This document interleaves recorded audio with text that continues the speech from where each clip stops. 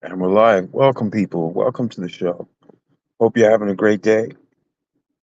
Graphic here. This is, like, for me personally, the top four fighters, boxing history, the gloved era. Everyone has their own criteria. Everyone has their own sort of reasons, their favorites, favorite stories, attributes, achievements. But this series is Sam Langford fights. And I was typing up a graphic, and if I counted right, it's 29 entries in this. I was typing up Langford's month of November in his career. And I'm having trouble getting onto BoxRec. I don't know if it's my phone or something, but so it's not cross-referenced. I think this one's from Cyber, but look at this. This is 1 month out of Langford's '02 to '26 career. It's pretty crazy.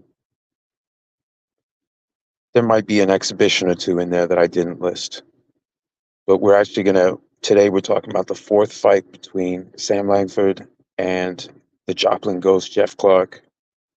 This happened either on October 31st or November 1st, depending on source, in 1918. And just a reference, I did by hand. So that was Langford's October, pretty busy, not as busy. And I had said November was going to be something wild. There's a lot of good fights coming up. I'm a couple days behind, so we're talking about an anniversary, 105-year anniversary that's a few days old. That's okay. Compared to 105 years, what's a few days? Then and we'll be catching up on the fourth, one of Langford's fights with Dave Holly. And then we'll be catching up on the Harry Wills fight and Jack Taylor. And then we'll be caught up by the end of today. And then on the 10th, we've got three fights: Jeff Clarke, Bearcat McMahon, and Jim Jamberry. So anyway, it's a busy time. This one we're talking about, I'm not sure if I visually got the relative heights appropriately done in this. I was trying. Langford's 5'7". I think Jeff Clarke's about 5, maybe 5'11". Some of these guys are reported at different heights, but he had really long arms. So Langford was very short with very long arms for his height. Jeff Clarke was of moderate height or decently tall with long arms for his height also. And very good mover, volume. He was able to fight with a lot of volume. Great jabber, mover.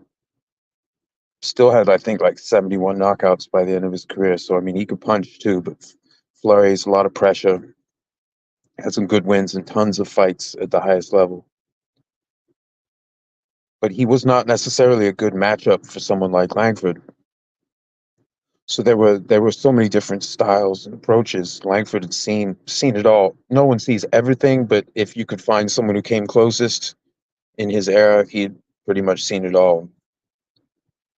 And he found ways through experience, trial and error sometimes, or just through the guidance of his sort of his heavyweight, at least, just for like middleweight and above mentor George Byers, like, and later Bob Armstrong, who's pictured there next to Langford.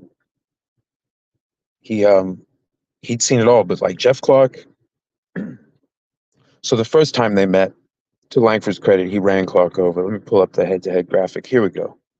So they met in 1910, and I think Langford was the colored heavyweight champion. So this would have been a defense, and he ran him over. I think he was down like 3 times in the first, maybe, and then in the second he got him for good. And it might have actually been his prize punch, the Langford left hook, the vicious left hook. I think. I don't quote me on that. Then the second time they met, 1914, Langford went back down to Joplin, and this time Clarke got the best of him, which was incredible. That Langford went 13-1-3, if I'm counting correctly, in 1914. So Clarke got the only win over him, and that was an epic year for Langford. And then later on then they met again in 1916, and I think Langford stopped him in 5. So Langford had the power. Pull up Clarke 16. Yeah, TKO in 5. Then so they met in 1910, then in 14, so they're 1-1. And then in 16, now Langford's 2-1, 2 stoppages.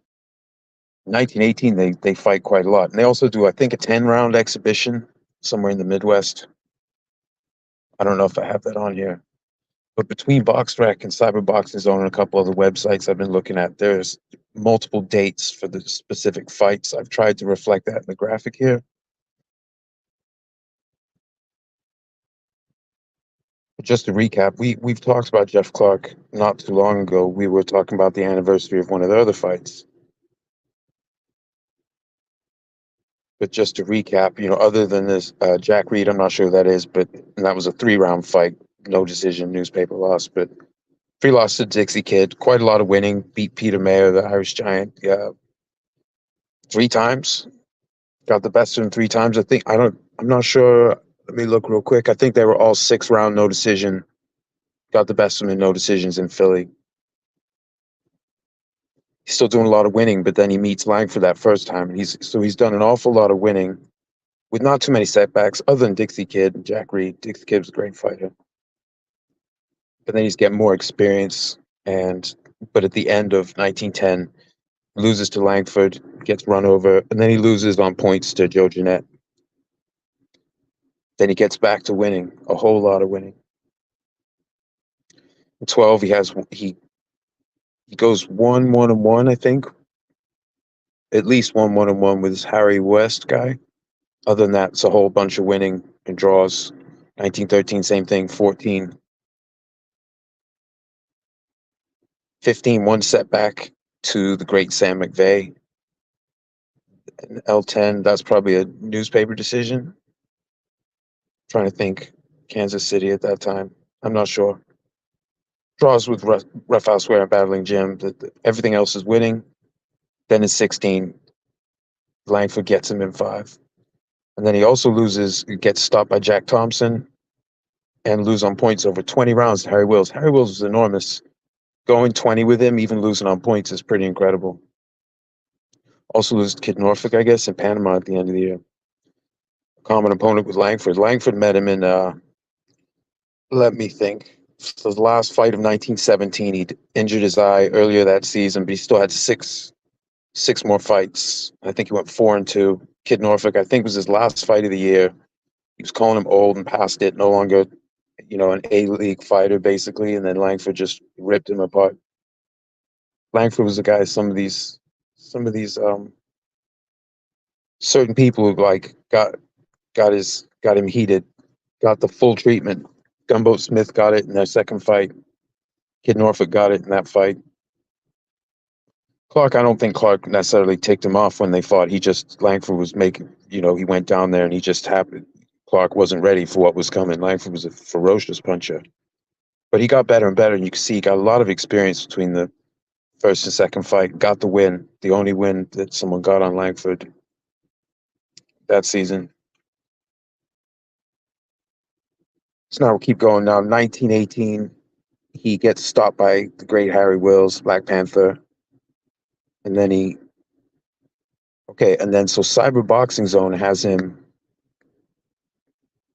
in August 10th, lost 10. So that's probably like a no decision, perhaps, on rounds. But I don't know if that one's on BoxRec. Like I said, I'm having trouble getting on.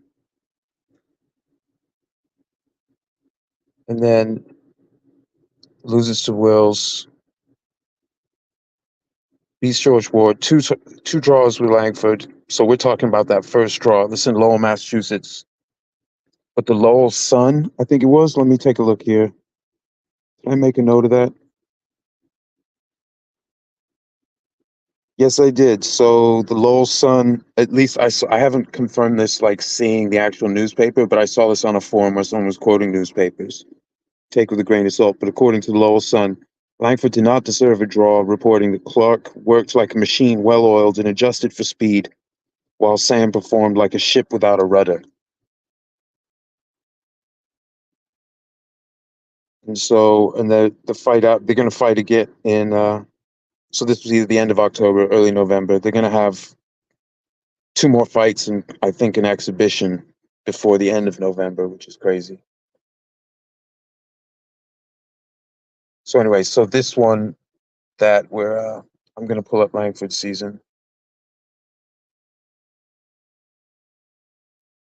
Here we go. So either October 31st or November 1st, they draw, the ref declares it a draw, but at least one newspaper, and certainly, to my understanding, the newspaper of note at that time in Lowell, the Lowell Sun, uh, they didn't like it. So props to Jeff Clarke. He did well enough that at least one newspaper, and I haven't dug this far. 1918's more than 10 years past where I'm really like kind of digging directly, but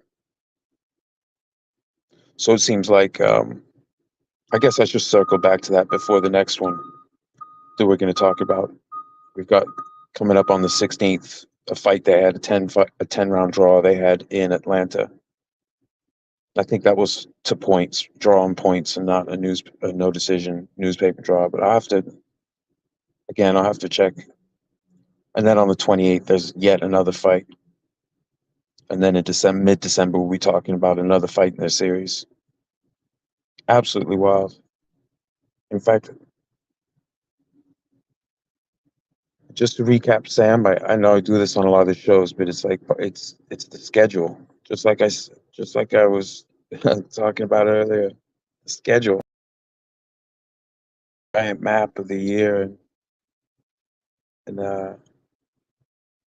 it wouldn't be every day, but there's not too many more days in the year than he had fights, which is pretty wild. And this is a busy month. There's a lot of stuff, although luckily for me, at my time, there's some overlap. But Langford, so they first met in 1910. We'll pick up with Langford in '09, I think. There we go. So '09 gets a newspaper loss to Jim Flynn, avenges that uh, the next month. That's in February and March. He gets that back, stops him in 8. Then he gets a loss in a competitive fight to Sam McVeigh in Australia. Other than that, though, it's just a whole bunch of kicking butt until Joe Jeanette and Gumbo Smith mar his 1913 with defeats. He gets the Gumbo Smith back. He gets that one back viciously the next year. In 14, he stops Harry Wills in the 14th round of a great fight.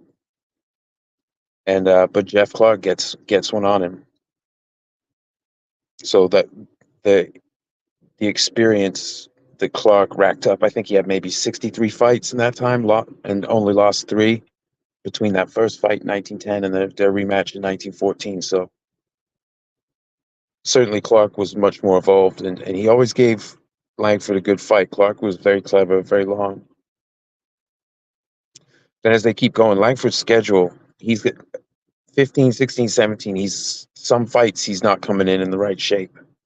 Or what people are used to seeing him in, because he's still fighting a crazy schedule, and he's starting to get past his prime, or at least coming in heavier.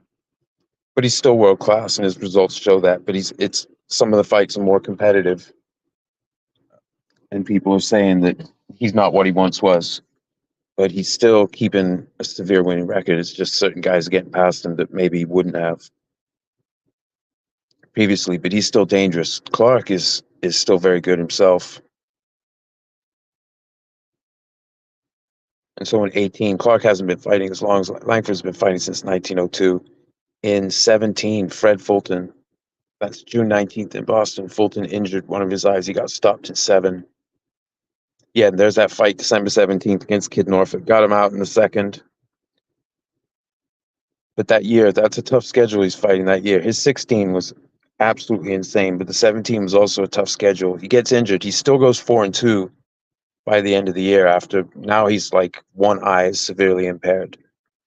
So he goes 4-2 with 3 stoppages. The only one of the 4 wins. Only Joe Jeanette, the great Joe Jeanette, goes 12 with him in Toledo, Ohio. But Kid Norfolk, he caught it bad, even though this wasn't the same. At this point, we can safely say Langford is not in his prime, and he's sight impaired. One eye. You can see Harry Wills gets him twice at the beginning of the year, actually stops it twice, but you can see he does a whole bunch of winning until the end of November, winning and drawing. So he's still formidable. But apparently, according to the one paper, Clarke deserved this win that happened on October 31st, November 1st, 1918. Clarke should have got the thing. So we can say that on that night, at least to somebody, it seemed like Clarke was the better man. They've both had a lot of fights at this point, so they've both been through a lot, but very, very capable, lots of experience. You know, some of these guys, they generated so much experience that later, and high level experience, so late when they did hit their primes, they could keep up with this kind of schedule. So he started off getting a bunch of experience, did get some good wins, but and some stoppages. But he's got, you know, 6 round no decisions. That's a good, you know, in Philly at that time, that was the rules, which basically means you can only win by stopping the guy if no one fouls out, including a title fight. Like if it's a no decision, say if you stop someone, that's definitive. You got stopped. But in certain jurisdictions, Philly at this time, lots of fights happening, but the rule is if it goes all 6 rounds, you're both on your feet at the end of the fight. There's no official decision. But the newspapers will still do it. People still want to find a way to bet on it, so maybe bet on what the newspaper guy says. So he got a ton of experience, and again, he gets a lot of experience and some good fighters. Dave Hawley, Larry Temple, those guys are no joke. But then at the end of the year, Langford and Jeanette, he can't get it done. Tons more experience. 1911, a great 1911. And I think it was 3 times getting the best of battling Levinsky. Great fighter. So it wasn't all insignificant people, but it's also any experience just doing his thing. And some of these people are very tough, but boxing is a cruel sport. People came and went. And some people just couldn't stay in it. It's hard, man. So guys like Jeff Clarke, Sam Langford, Joe Jeanette, these guys are made of steel to not fall apart in this kind of schedule. So many rounds. So anyway, they've both been very successful. Langford's been more successful at the highest level, but both these guys in the span of their careers put a tremendous amount of time in the ring against great fighters. So the fact that even later in Langford's career, when he was still very dangerous, kept a winning record almost every season, and so the draw, getting the moral victory over him, but also getting the best over him in 14 was absolutely fantastic. Probably the high point of Clarke's career, possibly. Considering what Langford did that year, who he was, the results of their first meeting, all the experience, I think 63, it's over 60 fights experience in the interim. Great stuff. But this is late edition Langford. He's very dangerous, but he's not the same. And so it might be, you know, Clarke's, if you're more mobile, maybe you don't take as much damage. Langford had been through a lot by this point because it goes all the way back. Because he was fighting a ridiculous schedule. It was kind of packed with people from 1903 on. 1902, not so much, but like 1903 on. So yeah, there isn't a tremendous amount to say other than a shout out to Jeff Clarke. I made some graphics too, and I haven't even been using them. I'll do so now. Like I said, later on today, we're going to get to that Dave Hawley fight, the anniversary of the 4th, 1904. One of, I think, well, one of multiple fights. I can't remember if it's their 3rd or 4th fight. I think it's their 4th fight. But Hawley gave Langford a loss the first time they met. It was considered a bit of an upset, even though Hawley was really good. And they had some draws. So we'll get into that. We'll get into that. But this one here, yeah, we're just talking about this little rivalry. And I just wanted to also ramble around in circles. I've been having some difficulty, like the layout on my phone in StreamYard that's been making it hard to read the graphics. I think I've got it sorted now. I hope so, man. We got a busy month coming up if I want to hit all of these. So anyway, yeah, like moderate height, long arms versus a really short guy with pretty long arms, but not as long. So I think Clarke probably had about a 7-inch, you know, fingertip to fingertips, about 7 inches. So that's, and even though they fought even, they officially, I guess, or according to the ref, but you know, it's like Langford's fight with Barbados Walcott in 1904, the great welterweight, but multi-weight killer. The Barbados wonder, Joe Walcott, the ref called it a draw, and people thought that Langford got the best of it, should have been welterweight champion, but sometimes it goes that way. So in this case, not the same stakes as an undisputed world welterweight title, but they went to the ref called it even, and maybe it shouldn't have been. There are a lot of fights. Even great fighters have certain ones where you'd be like, oh, I don't know if you should have gotten that one. One of my favorite modern era fighter, Joe Calzaghe, his fight with Robin Reed, people always bring that up. I think Calzaghe probably should have gotten it on points, but some people say, oh, he got beat up, and that was a robbery. Everyone's got him. It's in the eye of the beholder. I don't really try not to stress about that, especially with careers this big. I mean, there's so many storied opponents that any one fight recedes into the background compared to the entirety of their career.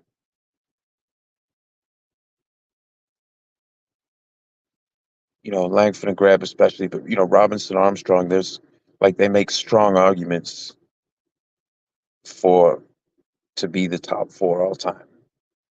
And each of them, there are people who can make a convincing argument for them as number one for each of these four guys. Some other guys too, but I think it's easiest with these four. And Langford, well, all of them kept ridiculous schedules. That's part of it, and packed with important opponents, as well as whatever filler, but they kept a crazy schedule, a winning schedule, and then also plenty of difficult fights sprinkled in. Not all of these fights here that we'll be talking about in November are important but some of them really are. Like that 1913 Gunboat Smith upset, and that's the same year Gunboat beat Jess Willard, the future heavyweight champion. And he upset Langford as well on points. And the rematch in 14 was the one where Langford just absolutely thrashed him in 3. Gunboat had said that, he basically peaked in the first fight against Langford and was never the same after the second fight. But there are fights with Harry Wills we'll be talking about. Obviously fights Jeff Clarke, a fight with George Godfrey, the Libreville Shadow, huge guy. On the 20th, we'll be talking about his fight with Patsy Sweeney, stopped him in the 12th round of 12, came through some adversity. And that was sort of the fight that got him the fight with the great Joe Gans. That was, even amid a busy season, that was the fight that stopped Sweeney, proved his mettle, and that probably perked up Gans' manager's ears, like, okay, yeah, we'll make a side bet, and we'll do this thing, because they scheduled it. Joe Gans already had a fight with Dave Hawley the day before. This fight, from what I can tell, this fight came together, at least with the newspaper, was like, oh, they might be fighting next Tuesday. So it came together in about a week, or it happened about a week after it came together. They're practically matched at this club, so it's like, he fought Joe Reed. Joe Reed, and then Gans fight wasn't much after that.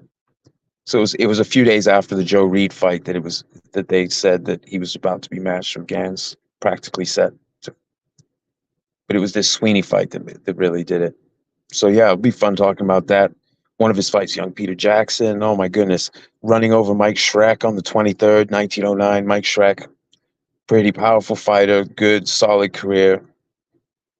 Had some really good wins and fought some great, really powerful fighters. And he just blasted through Schreck. And this was a time when he was having trouble getting fights, and this didn't help. But we'll be talking about that fight. One of his 1915 fights with Sam McVeigh. They had 3 fights that year. They drew twice, and McVeigh beat Langford. McVeigh had quite a 1915. He had 5 fights against Hall of Famers. He had 2 fights against Harry Wills, went 1-1. And they had 3 fights against Langford, went 1-0-2. Sam McVeigh, great fighter.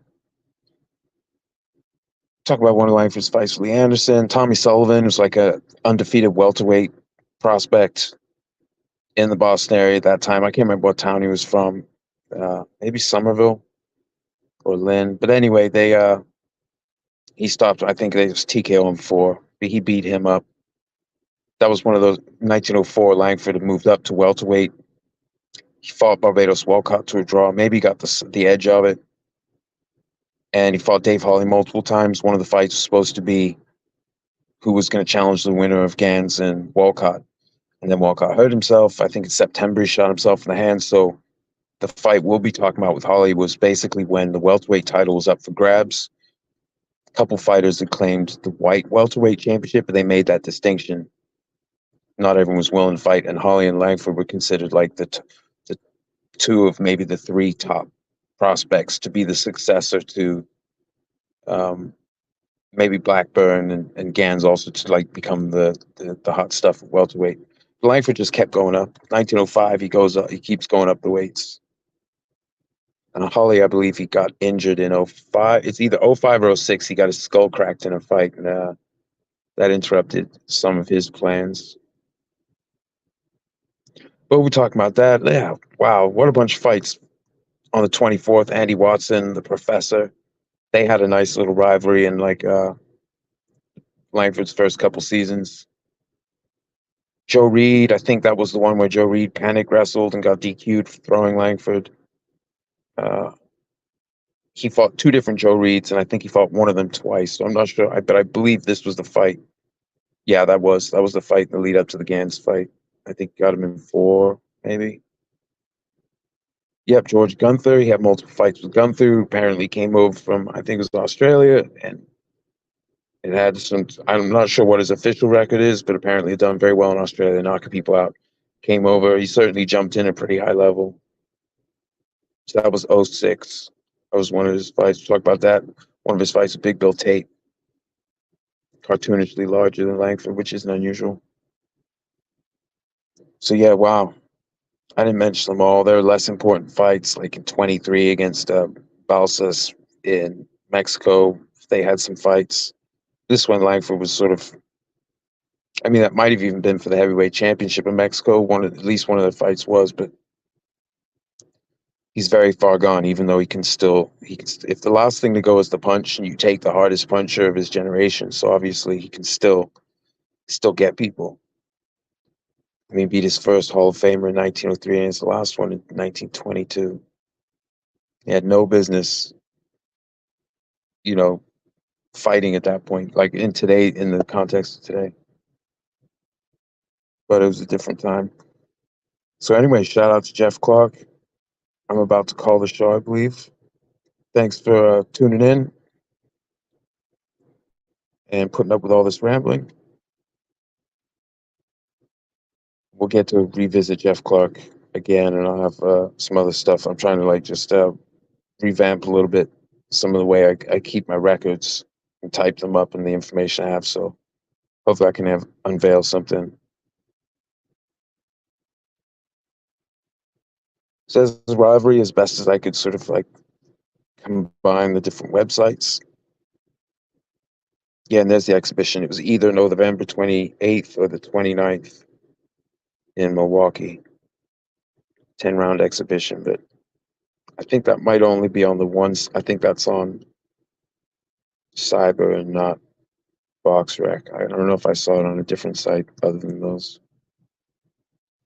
But anyway, we'll be back with more Jeff Clarke. The next show is going to be Dave Holly, the anniversary of one of their fights toward the end of 1904, when they're basically considered two of the maybe 3 or 4 best welterweights, with Joe Walcott out of the game. And Langford had drawn with Walcott and beaten Gans. Gans drew with Walcott that same year. So when they were doing the math, and Holly was very good. He'd given competitive fights with Gans. He'd beaten Langford. They'd also drawn, but he'd beaten Langford. So yeah, it was choice. Even with Walcott gone, there was a lot of stuff going on in that division, but Langford just kept going up. He basically outgrew the class, and the guys aren't going to give up size to Langford when he's already punching far above his weight as he moves up. 1905, he's really got some crack in his punches. So the lightweights wouldn't dream of fighting him, I don't think. Or if they did, they're going to lose. But, Holly went up. He wasn't just a lightweight. He fought at welter, but he could make lightweight. Jack Blackburn, early in his career, who got the best of Gans over 6 rounds a little while before Langford actually got an official full decision over Langford over Gans in 15. Blackburn was like, he could fight at welter, like he could make 141, 142, but he could also make 133. He could make the lightweight limit at the time. But yeah, he was very capable at multiple weights, but and Blackburn kept going further up the weights, just maybe a little slower than Langford. Langford kind of shot up the weights. One of the things that makes him so special. He's not the only guy to do it, but he really did shoot up the weights. He's like, okay, so beats the top lightweight in 1903. He fights even or gets the edge on the top welterweight, legendary lightweight, legendary welterweight, 1904. 1905 has his first fight with Joe Jeanette, who's not a huge guy at that time, but he's bigger than Langford. Loses that first one, 1906, gets it back against Jeanette. He loses over 15 to Jack Johnson, gets really hammered in that fight, but goes the distance. And then at the end of that year, he comes back, and then it's like the next official decision against him is at the end of 1911, after he had lost twice in 06 to Jack Johnson and young Peter Jackson. It's crazy. He gets that one back against Jackson, I think in November of that same year, or possibly early the next year. But anyway, undefeated 1907, undefeated 1908, undefeated 1909, one newspaper decision loss, otherwise undefeated in 1910. One loss in 1911 to the great Sam McVeigh, undefeated in 1912. Two losses in his 1913, Jeanette and Gunboat. One loss to Jeff Clarke in 1914 out of 13, 1-3. And then 15 and onward, he's more mortal. He's still got a winning record, but it's not like undefeated or just one loss or at the most two. Like this, it's tougher for him. So anyway, I am definitely going to call it now. And I hope you have a fantastic day. And we'll be back to talk about Dave Hall anniversary. And then in a separate show, I'm going to be talking about the 1919 fight with Harry Wills and 1922 fight with Jack Taylor. Then we'll have a couple days off and we'll be back to do Jeff Clarke again. So we'll have Jeff Clarke aplenty this month. Folks, have a great day. And thanks for tuning in. See ya.